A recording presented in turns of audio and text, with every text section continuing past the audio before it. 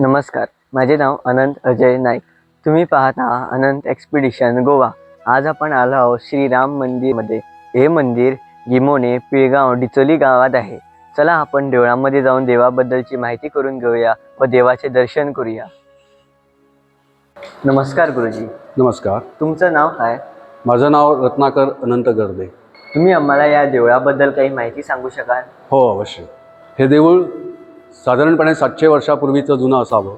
म्हणजे देऊळ अगोदर वर होतं, जुनं देऊळ. ते माधवाचार्यांनी स्थापित केलं असावं असा इतिहास सांगतो.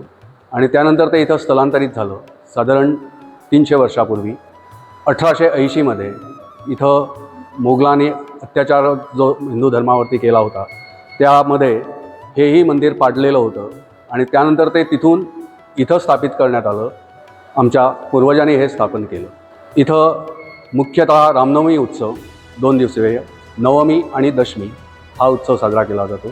त्यानंतर श्रावणातील सगळे सोमवार, त्यानंतर नवरात्रामध्ये दशमी विजयादशमीचा उत्सव इथं साजरा केला जातो आणि स्थापना वर्धापन दिन असे छोटे उत्सव होतात.